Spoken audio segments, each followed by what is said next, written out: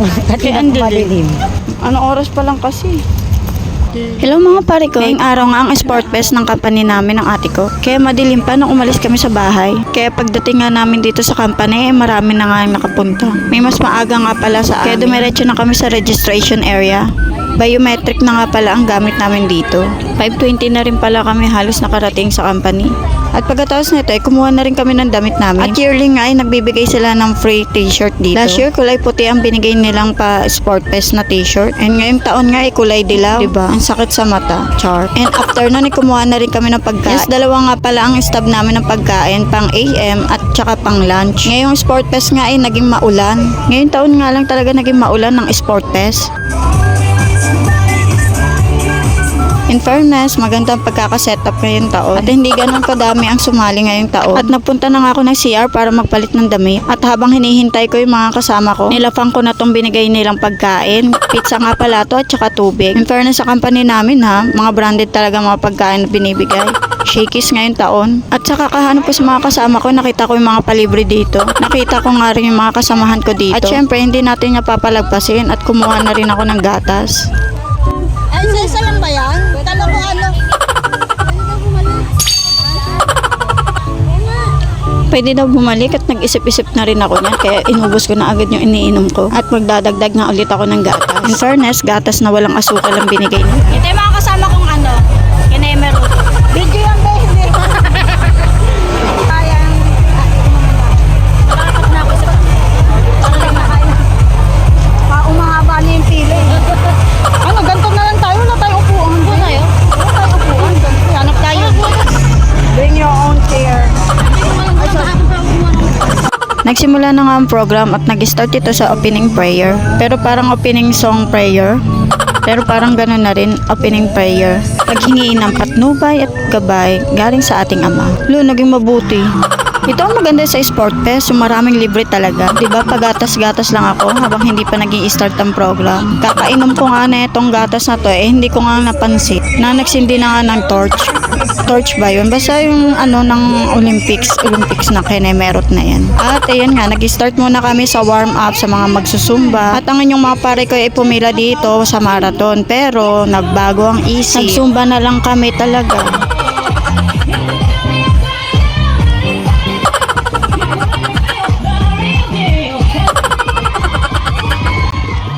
At sumba-sumba kuno tayo dito, no? Kala mo talaga marunong sumayaw. At dahil makapal nga mukha ko, ako lang talaga ang sumay dito. Yung mga kasama ko, ayun, binibidyohan lang ako, be.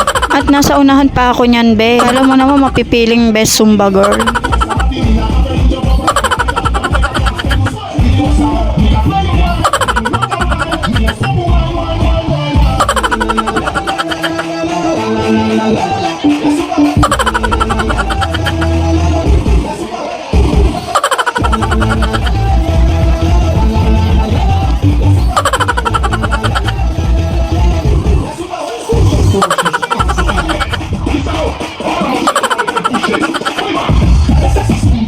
Pinas forward ko na lang yan at mahaba rin yung video na yan. At tumagal din naman mga around 25 minutes tong sumba-sumba kuno na to.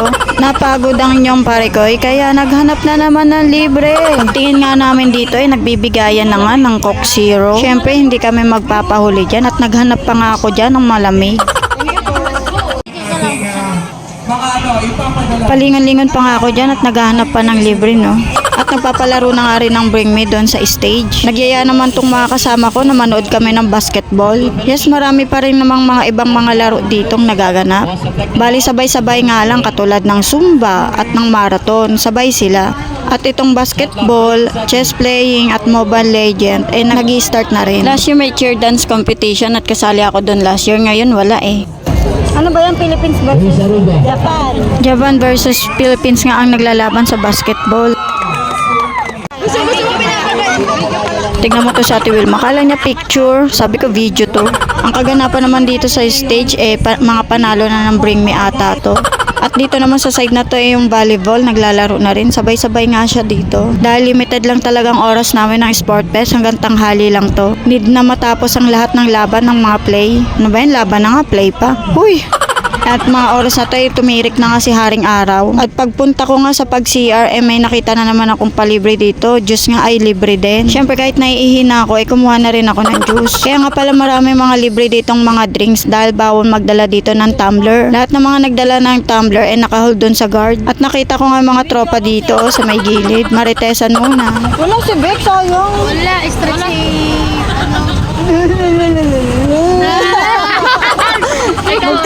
Magtikan na. At go back na naman tayo dito sa iniinom ko at dumiretso na rin ako sa CR. At pagbalik ko nga dito sa aming upuan nagbigayan na rin para ng bingo card. Buti na lang hiningaan din ako ng mga pare ko dito. Buti na lang tinantusan na rin nila yung ibang number ng bingo card ko. Sana kahit man lang dito sa bingo makatama man lang kami. Buti na lang din at may malaking screen kami dito para makita mga number na tatantusan. At namumuro na nga ang aming mga card. Mananalo ka na, boy. Okay, check natin. Hindi Kumeti. na lang. Ano po? Hindi na. Yan, patuloy laban. Okay, hindi na daw. Congratulations sa ating 6 winners. Again, all prizes will be awarded mamaya po sa end ng ating program. But for now, ayan sa ating... Sa mga pare ko nyo dyan kasi may 6 na winner na daw. Nag-assume mga pare ko nyo dyan kasi 6 pa lang ang panalo, sabi Sam. Ay naku, buti na lang nag-start na tong muse contest na to. Siyempre, ang ating mga muses, lalo ang assembly ng F1 na si Tata, uy, ang pambato namin.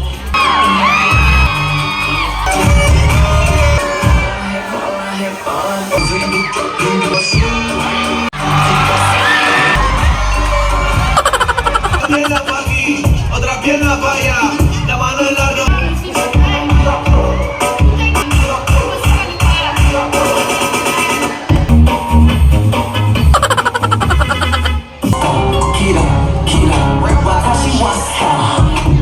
Bailame como si fuera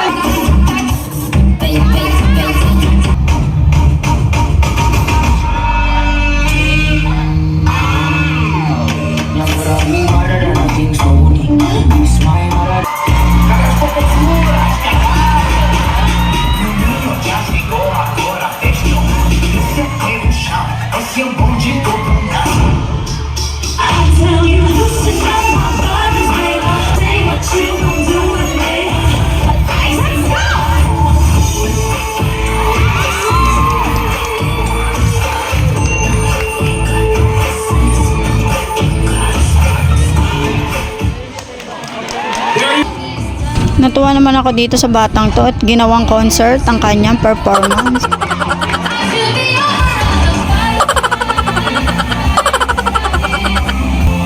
So up on mine in your stomach, so baby, let's go. Ang kulit din ng performance na itong muse ng Warehouse. Aliw sobra.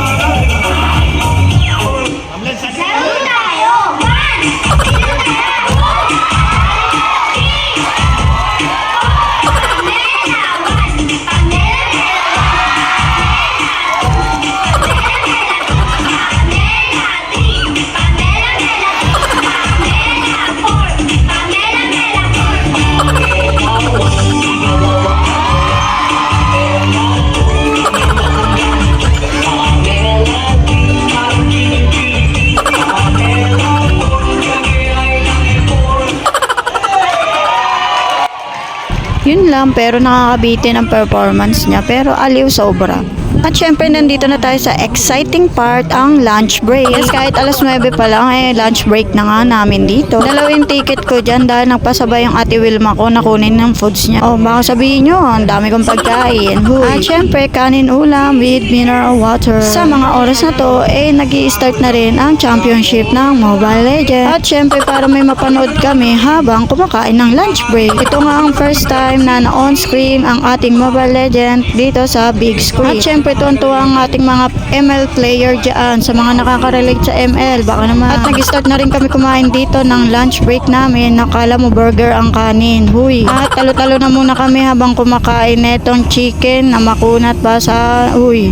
Pero masarap siya be, mga be. Masarap. Gutom lang kami talaga kaya talagang habang lumalapang ay nanonood kami ng ML. Kala mo talaga marunong mag-ML kung makapanood. Hindi ako marunong yan be. At ayaw ko rin matuto dahil ako'y addict talaga sa paglalaro. Kapag ako'y nasimula ng isang paglalaro, matagal na akong naglalaro niyan. At kitang-kita naman sa mga itsura kung sino yung mga marunong mag-ML ay titig na titig sa big screen. Ito yung pahapyaw na laban ng ML dito sa big screen.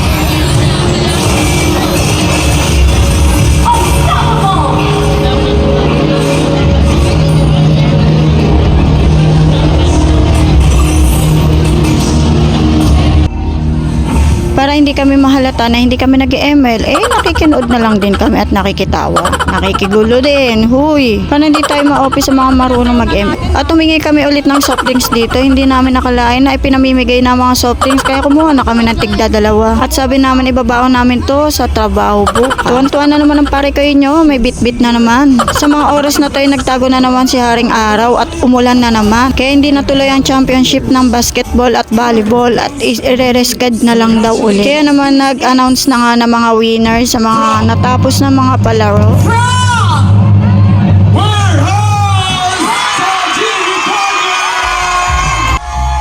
At talaga namang ang hinintay laang dito talaga kung sino yung mananalo sa Muse. Ayun. Nakarina yan. Oh, diba? Sabi ko na nga ba at ito talaga ang mananalo sa pagiging. Dahil para maging fair na rin sa iba, talaga namang sa aliw na lang tayo. Alright. At ayan lang mga parikoy for today's video. Ito lang ang mga kaganapan ng ating Sport Fest ngayon 2025. Yes mga parikoy, lahat kami may mga handang mga payong dahil na-predict na namin. Hanggang dito na lang. Bye-bye.